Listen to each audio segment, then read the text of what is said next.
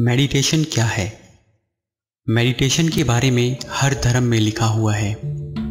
जब हम कहते हैं कि ध्यान के बारे में सभी धर्मों में लिखा है, तो बहुत से ऑर्थोडॉक्स कहेंगे कि हमारे धर्म में ऐसा कुछ नहीं लिखा।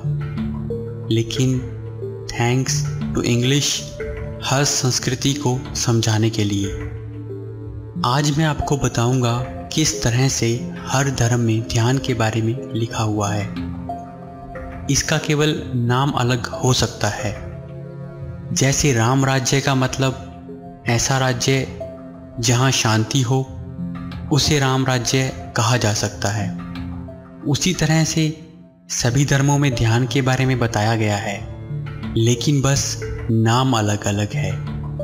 आज हम जानेंगे ध्यान के बारे में किस किस धर्म में क्या क्या लिखा है, और इसके लिए जहां से रेफरेंस लिया गया है उसका लिंक, और ध्यान के फायदों से जुड़े हमारे पहले वीडियो का लिंक भी डिस्क्रिप्शन में दिया गया है।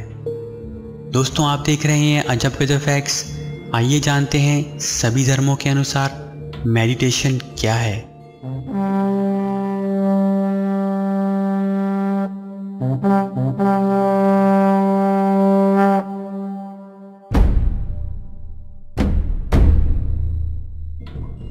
हिंदू धर्म। ध्यान शब्द का जिक्र हिंदू धर्म में आरण्यक और ब्राह्मणन में, उपनिषदों में और पतंजलि के योग सूत्रों में मिलता है। हिंदू धर्म में ध्यान के मंत्र मेडिटेशन और योग मेडिटेशन जैसे तरीके बताए गए हैं। मंत्र मेडिटेशन में किसी मंत्र का जाप किया जाता है, जैसे ओम शब्द का उच्चारण, या फिर अपने ध्यान को केंद्रित करने के लिए किसी मंत्र का जाप करना। योग मेडिटेशन में योग और ध्यान को मिलाकर मेडिटेशन की प्रैक्टिस की जाती है। बौद्ध धर्म। बौद्ध धर्म के अनुसार ध्यान आत्म जागृति और निर्वाण की प्राप्ति का साधन है। बौद्ध धर्म के अनुसार माइंडफुलनेस ऑफ ब्रीदिंग और लविंग काइंडनेस मेडिटेशन और विपासना ध्यान के कुछ प्रकार हैं। सिख धर्म। सिख धर्म में ध्यान को सिमरन कहा जाता है, और सिख धर्म के पवित्र ग्रंथों में ध्यान की अहमियत को बताया और समझाया गया है। सुबह अमृत वेला यानी सूर्योदय से 3 घंटे पहले ध्यान का सबसे सही समय सिख धर्म में बताया गया है। जैन धर्म। जैन धर्म में ध्यान को समयिका कहा जाता है। जैन धर्म के पहले तीर्थकर ने कैलाश पर ध्यान किया था। उनके पुत्र बाहुबली ने भी 12 महीने तक एक ही अवस्था में ध्यान किया था।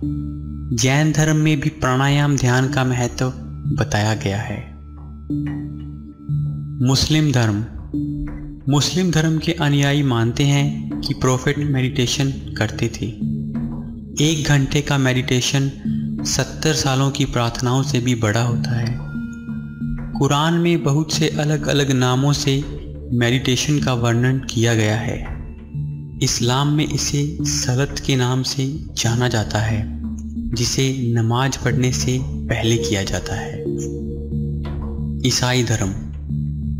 ईसाई धर्म के अनुसार मेडिटेशन खुद की अंतरात्मा को साफ करने और बाइबल को गहराई से समझने की कोशिश है। ईसाई धर्म में प्रार्थनाएं की जाती हैं, जिसमें मंत्र या कुछ वर्ड्स को दोहराया जाता है, जो कि हिंदू धर्म के मंत्र मेडिटेशन से मिलता है।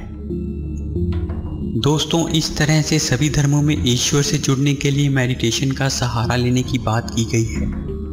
मेडिटेशन ईश्वर तक पहुंचने का एक रास्ता है, और सभी धर्म वही रास्ता दिखाते हैं। सभी धर्मों का रास्ता अलग अलग होते हुए भी उन रास्तों में बहुत सी समानताएं हैं। सभी धर्मों की मंजिल एक है और सबका मालिक एक है।